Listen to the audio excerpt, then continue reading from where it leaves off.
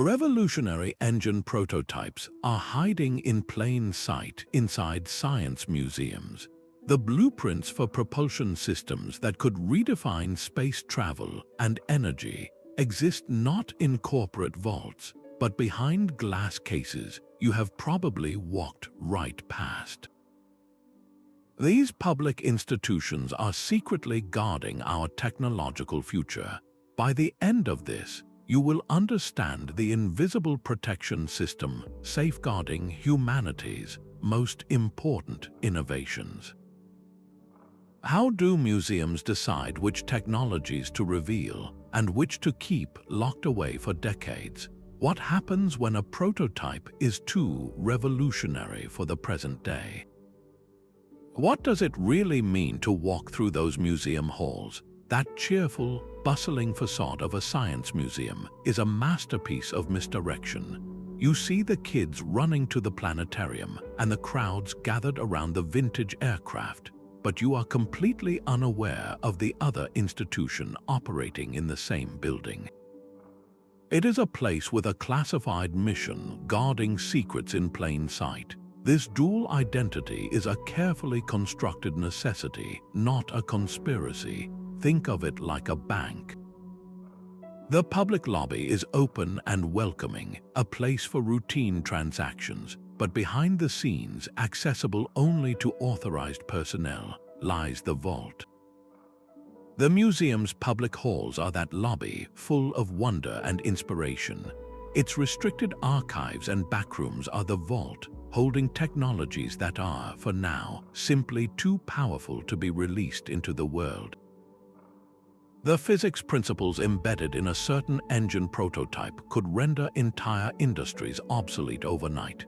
The unique alloy used in a combustion chamber might be the key to fusion containment, a discovery worth trillions.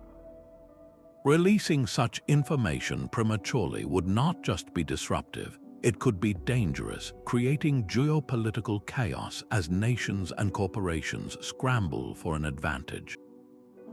So the museum performs this delicate dance. It displays the past with pride, while it quietly sequesters the future, waiting for the day when our world is stable enough and wise enough to handle its power. This is the silent pact between the institution and the public, a promise to educate without endangering, to inspire while protecting. Behind that staff-only door, the air itself changes. You step from the public hum into a sterile silence, a climate-controlled chamber where the true treasures are kept. This is the unmarked vault, the first and most physical layer of secrecy. Here, revolutionary engine prototypes rest in specialized casings, their forms visible but their purpose deliberately obscured. The room is a fortress designed to deter not just the casual visitor but the highly trained industrial spy. Access requires biometric scans and authorization codes that change daily, creating a barrier that is both invisible and nearly impenetrable. Yet the physical hiding place is only half the story. Every artifact in this room casts a digital shadow, a parallel existence in the museum's records that is just as carefully guarded. Catalog entries are masterpieces of misdirection. A prototype for a magneto-hydrodynamic drive, a system that could move ships through water with no moving parts and almost no friction, might be listed simply as Marine Propulsion Unit, circa 1985. Its record contains no mention of its revolutionary physics, its potential to render modern naval propulsion obsolete, or its implications for silent, undetectable travel. This is not an oversight, it is a core part of the protection strategy. The digital footprints of these objects are encrypted and scattered across secure servers. To even view the full record for one item requires multi-factor authentication from a dedicated terminal within the secure network, a system entirely air-gapped from the public internet. This systematic obfuscation builds a powerful dual-layer defense. If someone were to somehow bypass the physical security, they would find only confusing fragments of information, a puzzle with most of the pieces missing. The true intellectual significance, the world-changing potential of the technology, remains safely hidden in plain sight, protected by a veil of bland descriptions and bureaucratic data. The digital smoke screen is only the beginning of this elaborate protection protocol. When a truly revolutionary piece of engineering arrives, like a plasma thrust prototype from a bankrupt aerospace firm, the museum curators activate a second, more subtle layer of security. They engage in an artful dance of disclosure and deception, a practice known within their circles as benign misinformation. Imagine a public catalog entry describing the object as nothing more than an experimental electrical propulsion system. The description is technically accurate, yet profoundly misleading. Internally, that same artifact is documented with its true, staggering identity, a variable specific impulse magnetoplasma rocket precursor with unprecedented efficiency metrics. This intentional downgrading of technological significance is a deliberate protective measure. Corporate spies or foreign agents scanning public acquisition lists would see only a mundane, failed experiment, easily overlooking it amidst more glamorous acquisitions like historic aircraft or space capsules. The Deutsches Museum in Munich provides a classic example of this tactic in action. They acquired a radical pulse detonation engine from the 1990s, a design with the potential to propel aircraft at hypersonic speeds. To the outside world, however, it was billed simply as a noise suppression test unit. Its true purpose, and the physics that could have rewritten the rules of atmospheric flight, remained a secret accessible only to a handful of vetted researchers for decades. This strategic misdirection forms a crucial second layer in the protective protocol, a veil of boring descriptions that hides the brilliant fire of invention within. But the most profound layer of secrecy is not in the vaults or the databases. It is in the minds of the people themselves. At the Museum of Science and Industry in Chicago, no single curator holds the complete technical understanding of the anomalous combustion chamber prototype resting in their restricted collection. This intentional fragmentation of knowledge is the third and most sophisticated layer of protection. Critical information about such revolutionary engines is deliberately distributed across multiple departments, different institutions, and even successive generations of specialists. It creates a system where assembling the complete picture requires a complex, pre-approved collaboration across highly secure channels. Consider a single component that utilizes a room temperature superconductor. The material science data detailing its exact atomic structure might reside exclusively with a senior conservator at a museum in Boston. The electromagnetic field specifications, the blueprint for how to activate it, could be held only by a retired engineer living in California. And the theoretical physics explaining why it works might be the domain of a university professor in Germany. No one person is a threat because no one person possesses the full story. This distributed ignorance ensures that even if one aspect of the physical or digital security is compromised, the revolutionary core of the technology remains safe. The true secret is not a single document or a lone prototype, but a puzzle whose pieces are scattered across the world, waiting for the right time and the right people to bring them together. Dr. Elena Vasquez's work appears to be a quiet study of decay, her focus on the corrosion of a 1970s ion thruster a picture of academic dedication. Yet this meticulous documentation is merely the visible surface of a far more critical responsibility. She is a gatekeeper, one of a small cadre of specialized curators who decide which researchers get to peer into the heart of revolutionary prototypes. Their expertise is a rare fusion of deep museum science and advanced technological understanding, a combination that allows them to see the bigger picture that others might miss. When a university team submits a request to study the fractal injector of a dormant fusion torch, the curator's evaluation goes far beyond the quality of the research proposal. They must ask the difficult questions. Does the lead investigator have the necessary security clearance? Are their laboratory facilities a fortress, or could a visiting student or a piece of compromised software leak the schematics? Most importantly, is the world ready for this particular piece of knowledge to re-enter the scientific conversation? Releasing the fractal injector design today could accelerate clean energy, or it could destabilize global energy markets and trigger a dangerous technological arms race. This human judgment represents the final and most nuanced layer in the entire protection ecosystem. No automated security system can weigh the ethical and geopolitical consequences of sharing a secret. It falls to the curator to balance the museum's core mission to advance knowledge against its solemn duty to protect society from the shock of a future it is not yet prepared to handle. This is the ultimate safeguard, a living, breathing consciousness making the call on when a revolutionary idea is truly safe to be born. This digital ghosting represents a final, almost philosophical layer of protection. We live in an age where a simple online search can uncover what was once considered top secret, forcing museums to become masters of digital erasure.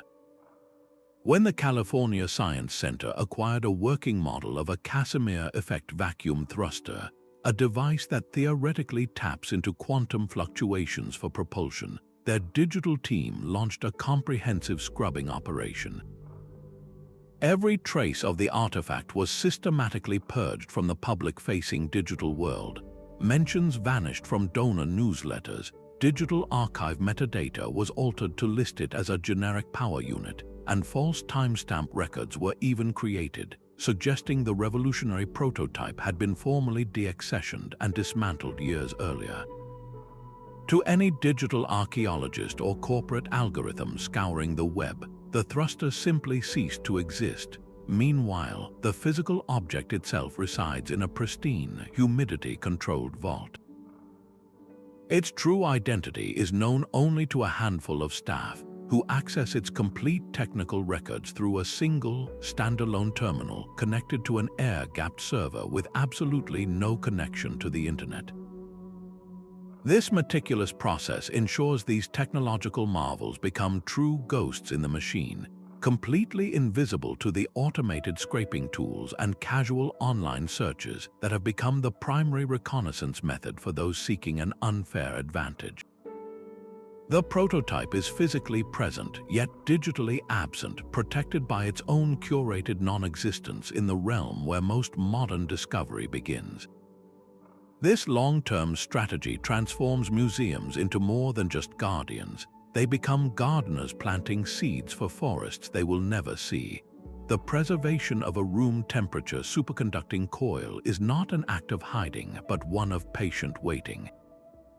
At Tokyo's National Museum of Emerging Science and Innovation, curators treat such artifacts as messages in a bottle, sent forward to a future they can only hope will be wiser. Current science simply cannot build the machines these coils were designed for, lacking the surrounding technology and perhaps even the fundamental physics understanding. So the museum's role shifts from interpretation to pure preservation. They encase the prototypes in argon gas to prevent any chemical decay over the centuries. They use vibration dampening mounts to protect against the subtle, constant tremors of a city. Most tellingly, they inscribe the technical documentation not on paper, which rots, or on digital drives, which become obsolete, but onto stable metal alloy plates, a medium meant to survive a millennium. The director of the museum calls this practice futures conservation. It is a philosophical stance, a belief that some technologies are too potent for their own era. Releasing them now could lead to dangerous, destabilizing applications, or worse, they could be misunderstood, dismissed as failures, and lost forever. By locking them away in these perfect, timeless capsules, the museum ensures the breakthrough is not lost, only delayed.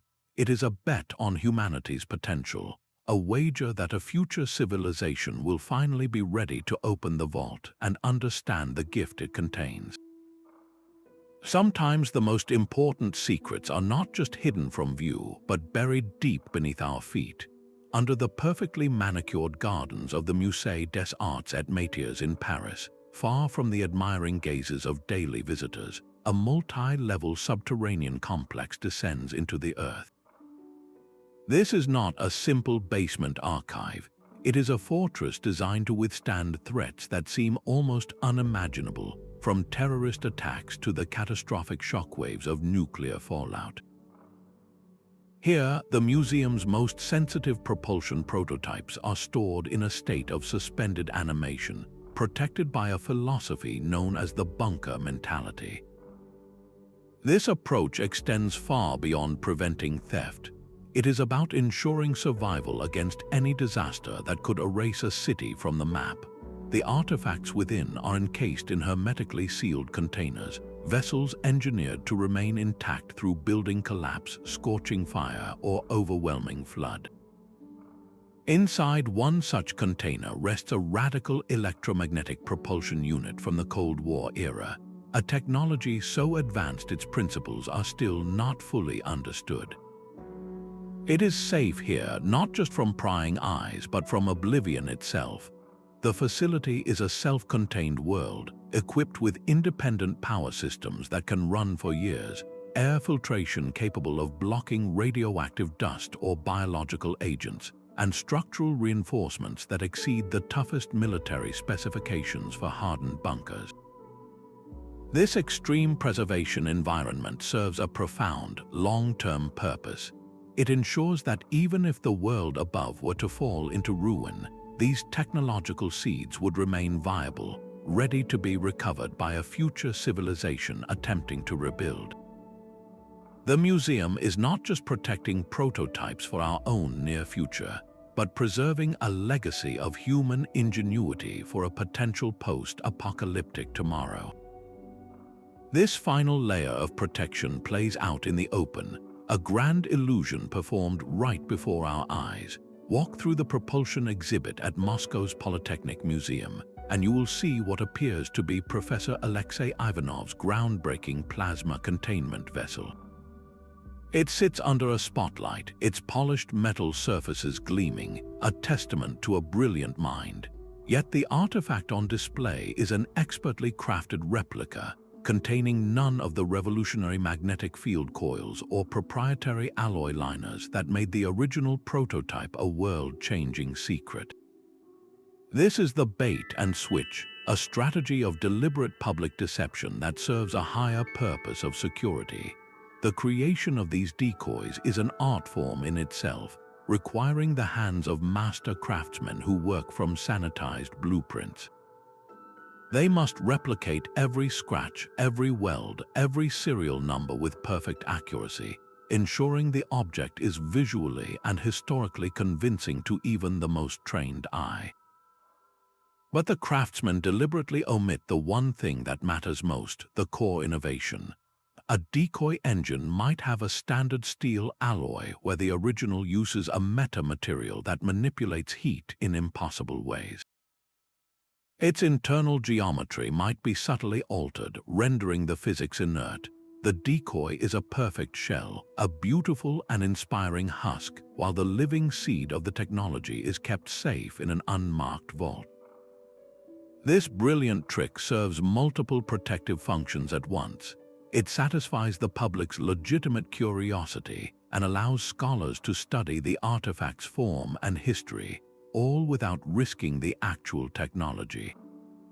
It actively misdirects potential thieves who might spend years planning a heist only to steal a worthless, albeit perfect, fake. And it allows the museum to fulfill its exhibition commitments to donors and the public, maintaining a facade of total transparency while the real secrets remain utterly secure. The decoy is the ultimate safeguard, a shield made of glass and light, proving that the most effective way to hide something is often to put a convincing copy of it on display for everyone to see. This living archive fundamentally changes what a museum is. While the public galleries display finished chapters of technological history, these restricted collections contain stories that are still being written. The Museum of Science in Boston operates one of the most sophisticated versions of this system, a collection they refer to internally as the Living Archive. Here, revolutionary propulsion systems are not treated as dead relics to be catalogued and forgotten. They are acknowledged as works in progress, their potential only partially realized. Through carefully managed and completely confidential research partnerships with vetted universities and national laboratories, these prototypes continue to evolve. A magneto-hydrodynamic marine propulsion unit acquired in the 1980s serves as a perfect example. To the public record, it remains a curious experimental device.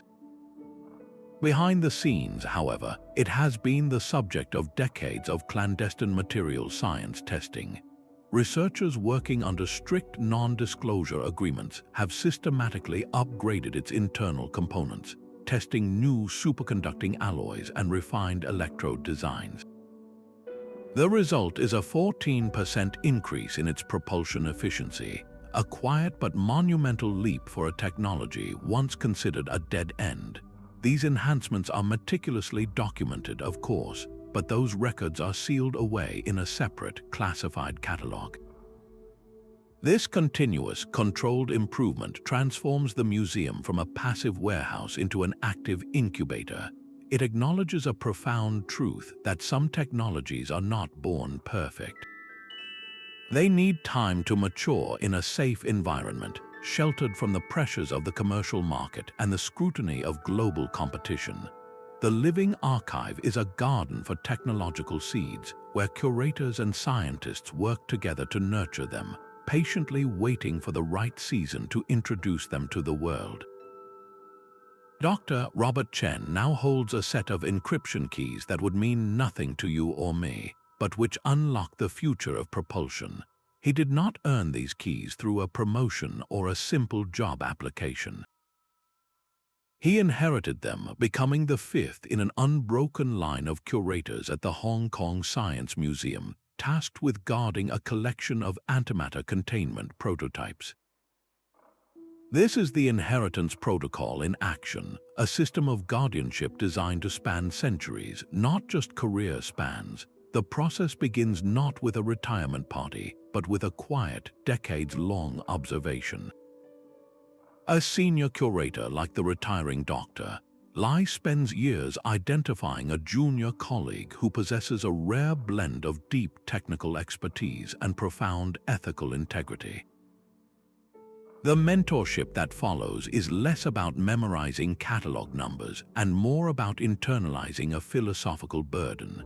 They walk the secure vaults together, discussing not just how the prototypes work, but the potential consequences of their existence. What happens if this containment field design leaks to a private corporation obsessed with profit over safety? What global tensions could flare if this energy source became a weapon? The protégé learns that their ultimate duty is not to the museum, but to humanity itself, a responsibility that transcends any single lifetime. To prevent catastrophe from a sudden accident or illness, the protocol incorporates a deliberate fragmentation of crucial information. Dr. Chen holds the primary decryption keys, but the location of the off-site backup servers is known only to a trustee in London, while the full activation codes for the physical vaults reside with a third individual in Geneva. No one person can unseal the future alone. This creates a technological priesthood, a silent order bound by oath and tradition, ensuring that the most dangerous and promising ideas remain safe until the world proves itself ready to receive them. The silent threat arrives not with a sledgehammer but with a line of code. While vaults and decoys protect the physical artifacts, an invisible war is constantly being waged in the digital realm. The Science Museum in London confronts this reality with what insiders call the cyber moat, a defensive strategy as formidable as any medieval fortress wall. At its core is a simple, unbreakable rule.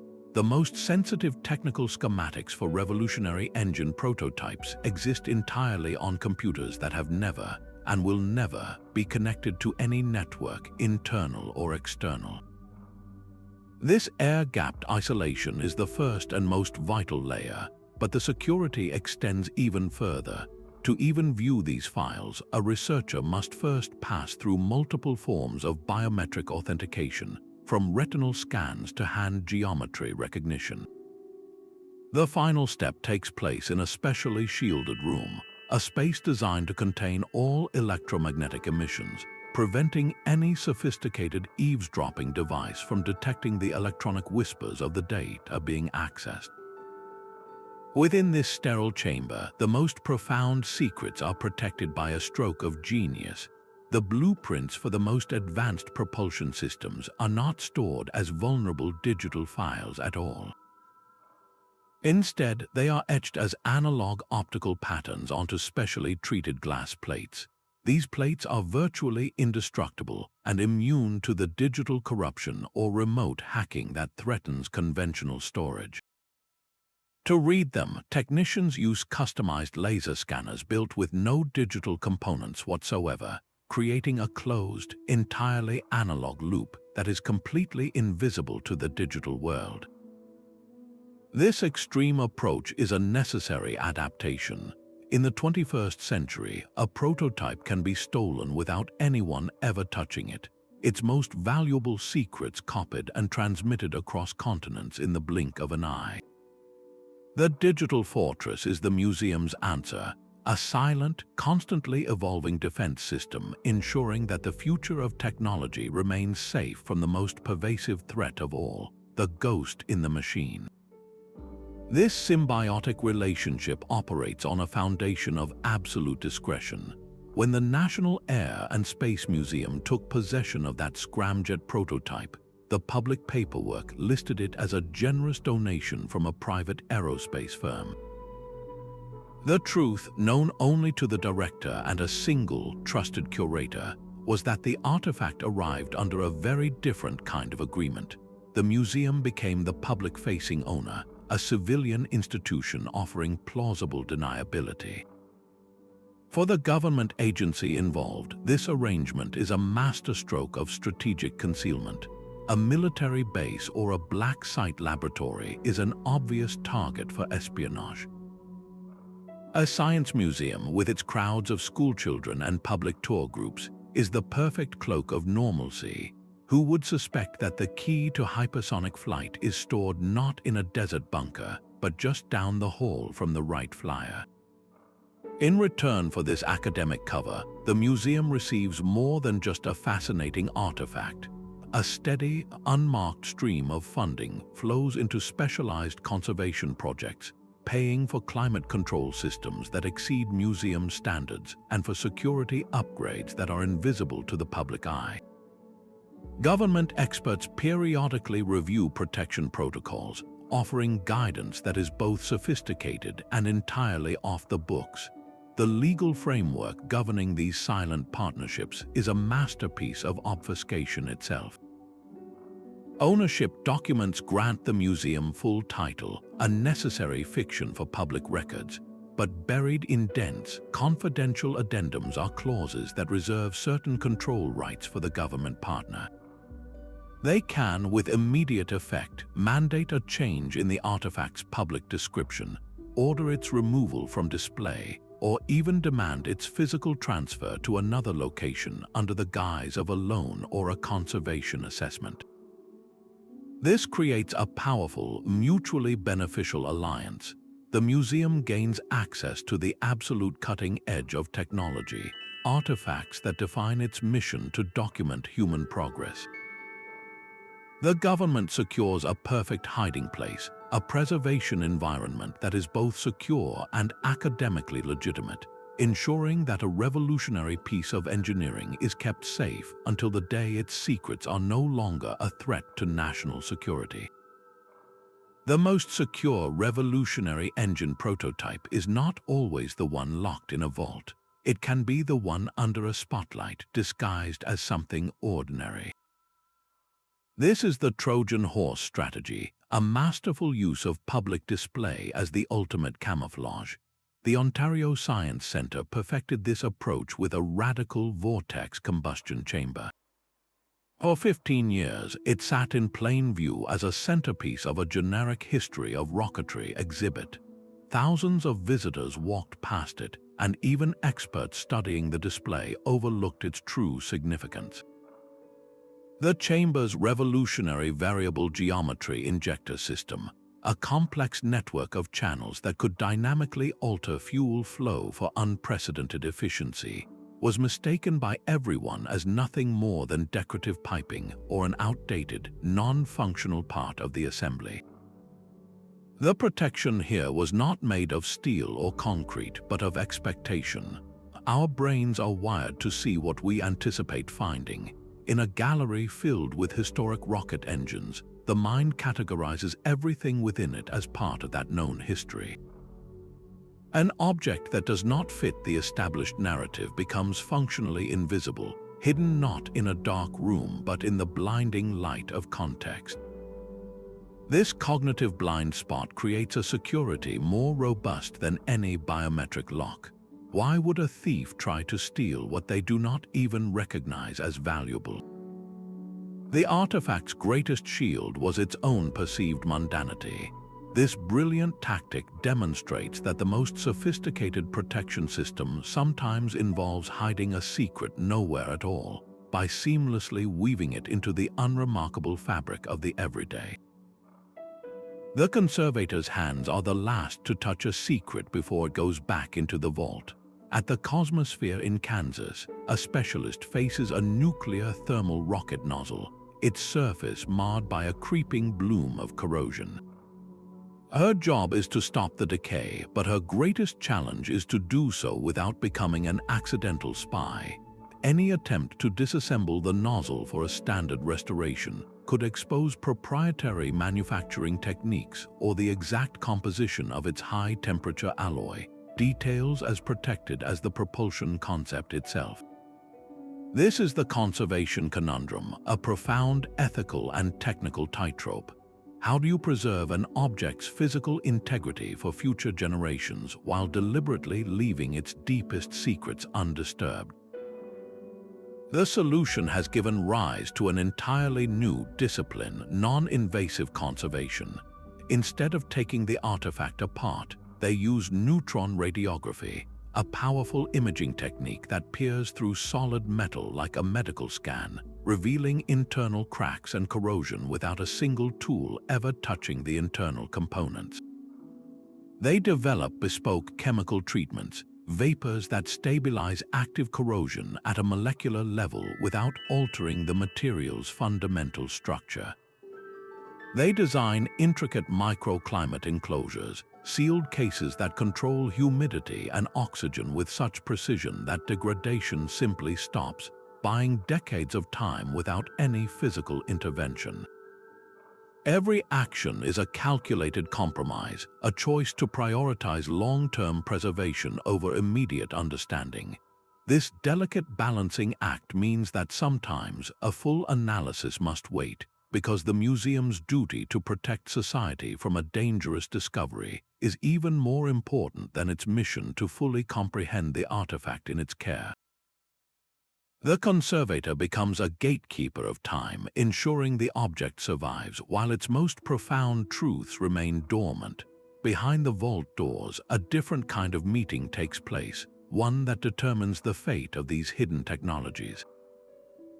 In a secure room at the Technisches Museum Wien, a committee of curators, ethicists, and external experts gathers quarterly to review what they call the disclosure status of revolutionary prototypes. Their task is not merely academic. They apply a rigorous ethical framework to decide if the world is finally ready for a long-suppressed piece of knowledge. This framework is a checklist for the future, weighing multiple complex factors before any information can be released. The committee must first ask if the necessary safety protocols even exist to prevent dangerous applications of the technology. They ask if the invention would benefit all of humanity or just a powerful few, potentially widening global inequalities. They debate whether our collective scientific understanding has advanced enough to properly contextualize the discovery, or if it would still be misunderstood and misused. And perhaps most critically, they consider if revealing the technology would catastrophically destabilize essential systems like global energy or transportation. A radical cavitation propulsion system, for instance, might remain locked away not because it is ineffective, but because its widespread use could silently shred marine ecosystems or instantly collapse the entire international shipping industry. This profound ethical oversight transforms the museum from a passive warehouse into an active participant in global technological governance. These quiet quarterly meetings are where deliberate choices are made about the timeline of progress itself, deciding when a dormant idea is safe to be reborn into the world. The true shield protecting these prototypes is woven from whispers.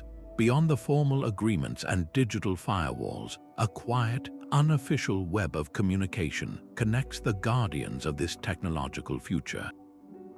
Curators across continents maintain a discreet dialogue, a whisper network that operates in the shadows of official channels. They use encrypted messaging apps for urgent alerts and turn academic conferences into opportunities for hushed conversations in quiet hallways. Even their published journal articles sometimes contain carefully constructed phrases, sentences that appear mundane to the general reader, but which signal a specific warning or a breakthrough to a fellow insider. This network came alive when a curator in Chicago noticed a subtle anomaly in the access logs for their magnetocaloric engine, a device that manipulates temperature with magnetic fields.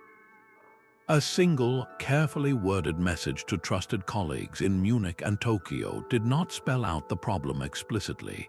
Instead, it used prearranged language hinting at a potential pattern of reconnaissance. That quiet signal was enough. Within hours, security teams at all three museums were conducting unscheduled, low-profile reviews of their own related prototypes, checking for similar digital footprints or physical tampering. No formal requests were filed, no official memos circulated. This informal collaboration creates a resilient, global safety net. It acknowledges that a threat to one of these revolutionary artifacts is a threat to them all, a shared responsibility that transcends national interests and institutional pride. The Whisper Network is the silent, human-powered immune system for our collective technological future. The legal dimension of this protection is a maze of contracts and court orders. When the California Science Center took possession of a collection of pulse fusion drive components, they did not just acquire physical objects, they inherited a dense web of legal obligations that effectively became another layer of security. Some components were still under active patents held by the original inventors, preventing any form of public replication or detailed study. Others fell under strict international export control regulations, legally barring any non-citizen researchers from even approaching them. Most tellingly, certain designs arrived with donor restrictions legally mandating they remain unstudied until the year 2045. These are not simple rules. They are enforceable legal barriers creating a force field of paperwork around the technology. To navigate this labyrinth, museums retain specialized legal teams. These lawyers do not just draft acquisition agreements. They architect complex, custom legal frameworks that shield the institution from liability while ensuring absolute compliance with a spiderweb of national and international laws. In one documented case, a museum fought a 2-year court battle against a corporate subpoena demanding access to a revolutionary heat exchanger. The museum's legal team successfully argued that premature disclosure would not just violate their agreements, but could trigger significant economic disruption in the global energy sector. The judge ultimately sealed the records, and the legal precedent itself became another lock on the vault. This legal framework transforms abstract ethical concerns into binding, enforceable boundaries, proving that sometimes the most powerful lock is not made of titanium, but of perfectly crafted legal language. The digital arms race has escalated beyond human spies to silicon ones. Artificial intelligence now poses the most subtle and pervasive threat to these hidden prototypes. An advanced AI does not need to break into a vault. It can simply sift through the entire digital footprint of global science, connecting dots no human analyst ever could. It might correlate a vague materials science paper from a university in Sweden with a seemingly minor acquisition record from a museum in Chicago and a decades-old patent filing from a defunct engineering firm.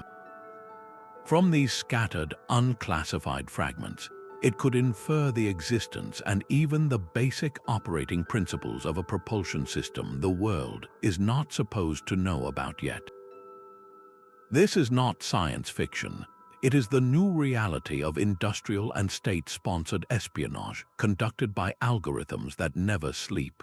In response, museums are fighting algorithms with algorithms. The cybersecurity team at Tokyo's National Museum of Emerging Science and Innovation now dedicates a significant portion of its efforts to what it calls AI countermeasures. They deliberately flood the digital ecosystem with noise. Their systems automatically generate thousands of plausible but entirely fictional artifact records, describing propulsion experiments that never happened. These digital ghosts are seeded into obscure databases and library indexes, designed to poison the data wells that AI models drink from. They employ adversarial machine learning techniques, essentially training their own AI to find and exploit the weaknesses in commercial pattern recognition systems.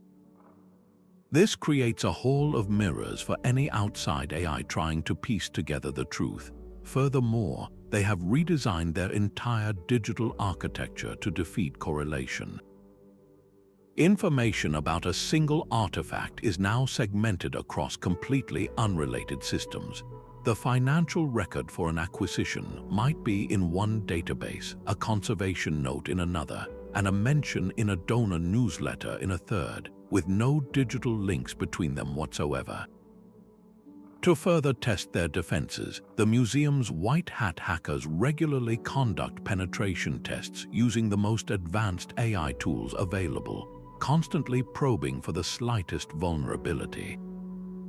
This endless, invisible duel represents the latest evolution in a centuries-old mission.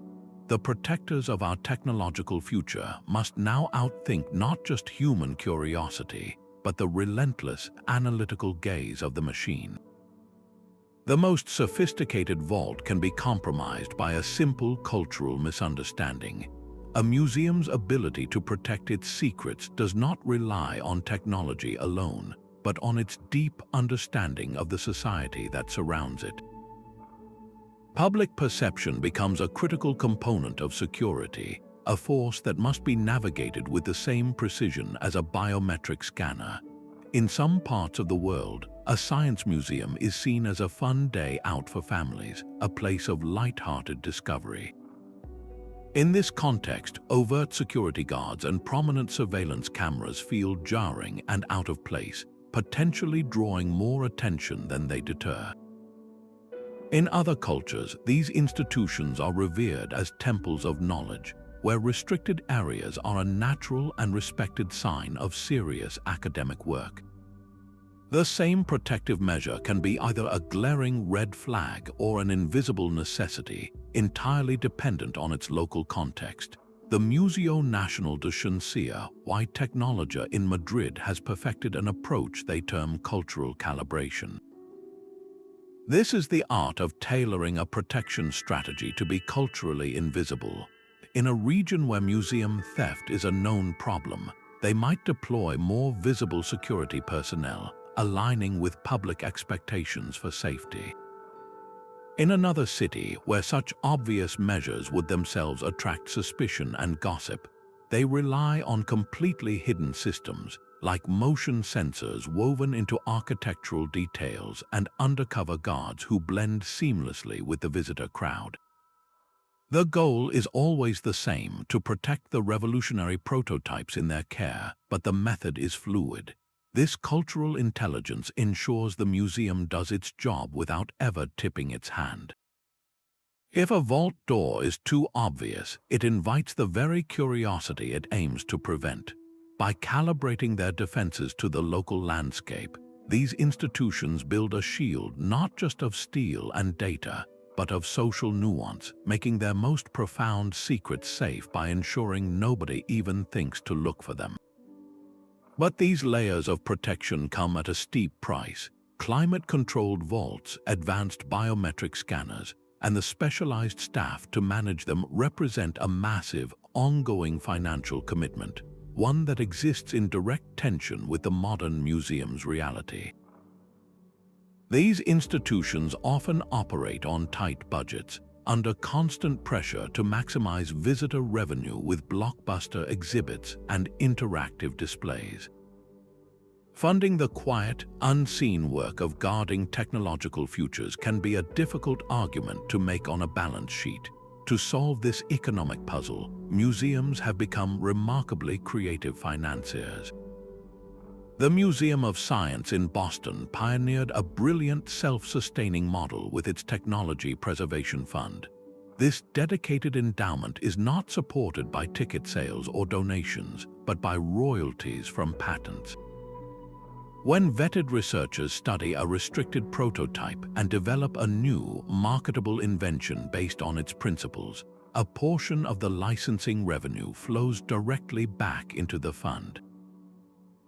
This creates a virtuous cycle where the secrets of the past fund the protection of future secrets, insulating the museum's most critical mission from the fluctuations of public funding. Other institutions have developed tiered access programs that turn necessity into a strategic advantage. Corporate research and development teams, hungry for a technological edge, can apply for highly restricted access to specific prototypes. The fees for this access are substantial, often running into the hundreds of thousands of dollars, but they buy more than just a look. They fund the entire protective ecosystem, from the argon gas preserving a superconducting coil to the salary of the curator who decides if the world is ready for the next big idea. These partnerships are governed by ironclad legal agreements that prevent corporate takeover, ensuring the museum's independence is never for sale. The economic strategy itself becomes a final, crucial layer of defense, proving that the future of technology is safeguarded not just by steel and algorithms, but by sustainable, ingenious financial architecture. The educational mission of these museums faces its greatest test not in the vaults, but in the public galleries. How do you teach the principles of a technology whose very existence must remain partially concealed? The answer lies in a masterful performance known as conceptual distillation, a process of separating the fundamental science from the proprietary engineering magic. At the Liberty Science Center, this balancing act is a daily practice. Their exhibits on electromagnetic propulsion are a perfect example of this careful calibration. You can push buttons and watch metal rings levitate, demonstrating the undeniable reality of Lorentz forces and the conservation of momentum. The exhibit explains the why with perfect clarity, but it deliberately obscures the how. The specific, revolutionary coil configuration that allows a secret prototype to achieve 90% efficiency is never shown, never hinted at. The proprietary alloy that can withstand the immense magnetic fields is described only in the most general terms. It is the difference between teaching someone the physics of a guitar string and giving them the precise blueprint for a Stradivarius. Educational programs follow this same careful path. Instead of handing students the blueprints for a radical pulse detonation engine, instructors guide them through the engineering principles of compression and wave propagation. They learn how to think like the original inventors, not how to copy their work. This approach transforms the museum from a mere display case into a genuine teacher of scientific reasoning. It ensures that public engagement and absolute security are not conflicting goals, but two sides of the same coin, both essential to the institution's profound duty to both inspire and protect. The encryption protecting our most vital blueprints today could become an open book tomorrow. Museum security teams are now engaged in a strange new kind of warfare, one fought against potential threats that do not yet exist. They must peer into the technological horizon and ask unsettling questions. What happens when a quantum computer, still just a theoretical marvel, becomes a reality capable of shattering our current digital fortresses in seconds? How will a radical new material, perhaps one that can become perfectly transparent or phase through solid walls, render our strongest vaults obsolete? This is no longer about defending against today's thief with a lockpick, but about anticipating the capabilities of tomorrow's phantom with tools we can barely conceive. To meet this challenge, the Smithsonian Institution has established a dedicated futures security think tank. This group is not composed of traditional security guards, but of museum curators, ethical hackers, and even speculative technology forecasters. Their mission is to run war games for the future, modeling scenarios that sound like science fiction. They might spend a week brainstorming how a museum would defend its collection against a swarm of self-organizing nano-drones capable of disassembling a prototype atom by atom. They analyze the potential for advanced directed energy weapons that could silently melt security systems from a mile away. This proactive, almost prophetic, approach has already triggered tangible changes in how artifacts are protected. The most sensitive technical schematics are now being transferred from vulnerable digital servers to stable, analog formats like etched glass plates or durable metal foil. These physical imprints are completely immune to any form of digital hacking or decryption, a timeless solution to a potentially timeless problem. Preservation techniques are being redesigned to function independently of any power grid or digital network, relying on passive chemical systems and mechanical failsafes. By imagining the impossible, these guardians of our future build a defense that is not just for our present, but for a world of wonders and dangers we have only begun to imagine. A revolutionary engine prototype knows no flag or border, and neither do the threats arrayed against it. This reality has forged a global alliance, a quiet network of institutions bound by a shared mission to protect our collective technological future.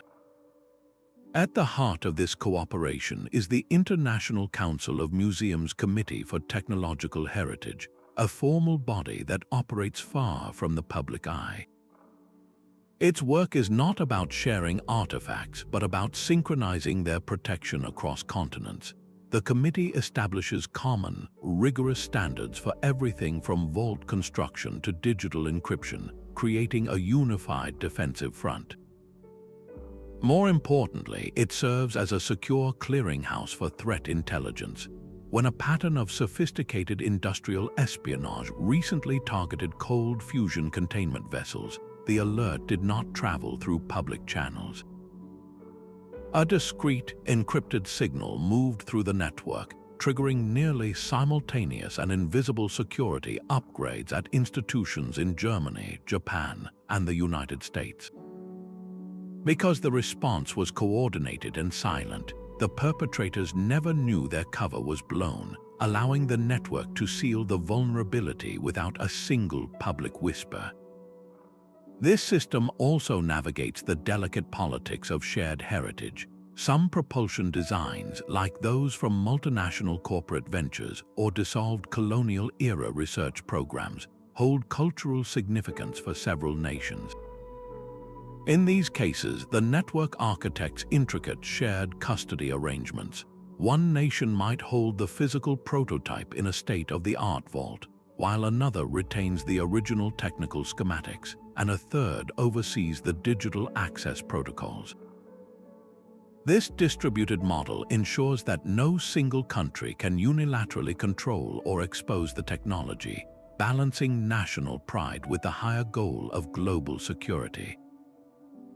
This international framework is the ultimate acknowledgement that a secret too powerful for one nation is a secret that belongs to all of humanity, and its protection demands a collaboration that spans the entire globe. All the vaults and digital firewalls in the world are useless if the wrong person stands guard. The most resilient layer of protection is not a system, but a person, a human being whose integrity forms the final, unbreachable barrier. At the Singapore Science Center, they understand this profound truth, building what insiders call an integrity infrastructure. This is not a piece of hardware or software, but a living, breathing culture of mutual accountability. It begins with a vetting process that peers deeper than any resume. Candidates are assessed not only for their technical brilliance but for their character and judgment, their ability to weigh complex ethical dilemmas. Once inside, the training never stops. Staff undergo ongoing ethics workshops that explore the real-world consequences of the technologies they protect. They are not just told to be discreet, they are shown, through detailed scenarios, how a single careless comment could destabilize an entire industry or compromise global security. This creates a powerful cultural reinforcement, where discretion and responsibility are celebrated as the highest professional virtues. The ultimate security for the most sensitive artifacts is found in the relationships between the people who guard them.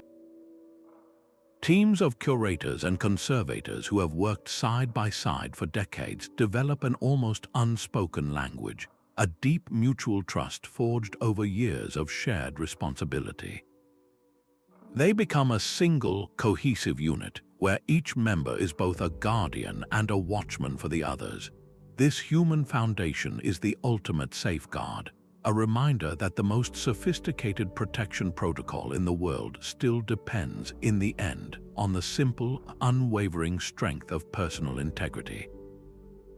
This intricate web of protection reveals a profound truth about our relationship with progress itself. We have seen how museums guard revolutionary engines not with a single lock, but with a symphony of defenses, from digital ghosting and fragmented knowledge to ethical committees and international whisper networks. They are not warehouses of dead ideas, but living gardens for technological seeds, carefully cultivating them until the season is right for their growth. This dual mission to both educate and protect is a delicate balancing act, a commitment to immediate inspiration and long-term responsibility. The next time you walk through those grand halls, past the spinning planets and the vintage cars, remember the quiet guardianship operating just behind the scenes. The true power of these institutions is not measured by the wonders they display, but by the future revolutions they wisely, patiently, and silently hold in trust for all of us.